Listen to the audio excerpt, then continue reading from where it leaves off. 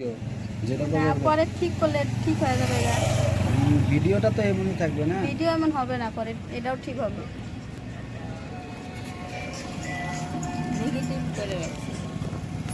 দাঁতগুলো কি বড় বড় হয়ে যায়। ওই যে সাইডে ছিল না, কাপড়গুলো ছিল ওগুলাই হয়ে গেছে গা। চলো থেকে। রাধে রাধে বন্ধুরা। তো বন্ধুরা, তোমরা সকলে কেমন আছো? আশা করি সকলে খুব ভালো আছো। আর তোমাদের ভালোবাসা আশীর্বাদে আমিও খুব ভালো আছি। বাবা আমাকে দুপুরবেলা ফোন করে বললো একটু আসতে, তাই আমি চলে এলাম। ভাই মা ও সবাই একটু রিকোয়েস্ট করলো, বললো যে চলে আসতে, তো তাই জন্য আমি চলে এলাম আমার বর্মশাইয়ের সঙ্গে। তো বন্ধুরা চলো, আমি বাড়িতে গিয়ে দেখাচ্ছি। অলরেডি আমি বাড়িতে চলে এসেছি। বাড়িতে চলে এসে তো মা বলছে, দেখ তোর ভাই একটা জিনিস এনেছে। তো কি জিনিস এনেছে তোমাদেরকে একটু পরে দেখাবো। তো দেখি আগে আমার মা কি করছে। মা হচ্ছে ঘোড়া। তো দেখো, মা এখন স্নান করে মুখে ক্রিম মাখছে। আমি এসে তো বাড়ির চারিদিকটা একটু ঘুরে ঘুরে দেখলাম। তো বন্ধুরা চলো, আমাদের হচ্ছে একটা ছোট্ট মনু হয়েছে। তো আমাদের একটাই গরু আছে। তো গাইটা হচ্ছে বাচ্চা দিয়েছে। আমরা তো গাই বলি, গাই বা গরু একই।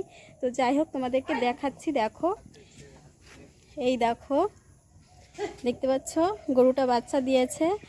আর বাচ্চাটা ওই পাশে। এই দেখো আমার বর্মশাই এখানে দাঁড়িয়ে দাঁড়িয়ে আমার বর্মশাই ভিডিও করছে।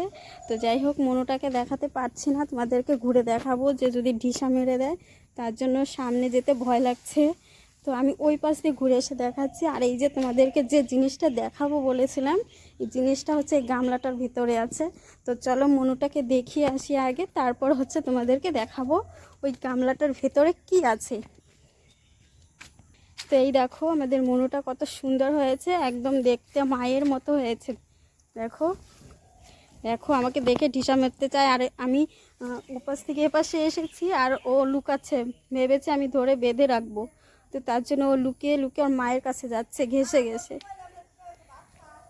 তো দেখতে পাচ্ছ কত সুন্দর হয়েছে। আমার তো খুব ভালো লাগে ছোট বাচ্চা জিনিস ধরতে। তো একে তো এখন আর ধরা যাবে না, কারণ ধরতে গেলেই ওর মা ঢিসা মেরে দিবে। তো যাই হোক, দেখো বর্মশাই তো দাঁড়িয়ে আছে, দেখতেই পাচ্ছ। আর ওই হচ্ছে আমার বড় ভাই। তো ও আসছে এখানে মনুটাকে ধরবে নাকি জানি না। তো ওকে বলেছিলাম ধরতে, বলি কি ওর মায়ের থেকে আলাদা করা যাবে না এখন, না হলে ঢিসা মেরে দিবে। তো বন্ধুরা চলো, দেখাচ্ছে গামলাটার ভিতরে কি আছে। তো যাই হোক চলো, তোমাদেরকে দেখাচ্ছে গামলাটার ভিতরে কি আছে। আর ওই ওই জিনিসটা দেখার জন্যই ভাই মা ফোন করে বললো চলে আসতে, আর তার জন্যই চলে এলাম। তো চলো দেখো, উঁচু করে দেখাচ্ছি। এই দেখো একটা মাছ। তো এই মাছটা আমার ভাই নদী থেকে ধরে এনেছে। ধরে এনে বলছে যে দিদি একটা মাছ ধরেছি, চলে আয়।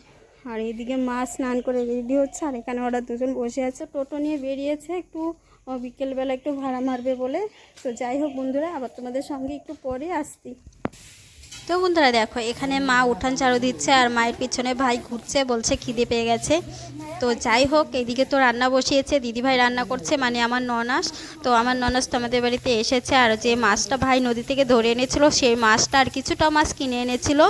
তো বাবা কিছুটা মাছ, কারণ ওই মাছে তার হবে না, অনেক কয়েকজন লোক, এর জন্য কিছুটা মাছ কিনে এনে দিয়েছে। আর এখানে দিদিভাই রান্না করছে মাছের ঝোল, শাক ভাজি, পটল ভাজি, বেগুন ভাজি, আর হয়তো কিছু একটা রান্না করবে। কারণ বলো তো কি, আমাদের আবার এই যে এখানে হচ্ছে আবার মাছের তেল আছে। তো যাই হোক, এখানে তোমাদের দাদা ভাইও চলে এসেছে।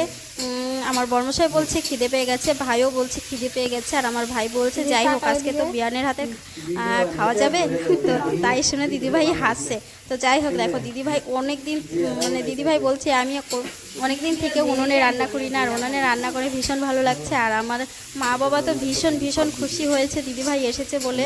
কারণ আমার বিয়ের পর এই মানে 9 বছর পর এলো দিদিভাই আমাদের বাড়িতে, দেখে ভীষণ ভীষণ খুশি হয়েছে। তো যাই হোক বন্ধুরা, তোমাদেরকে সবাইকে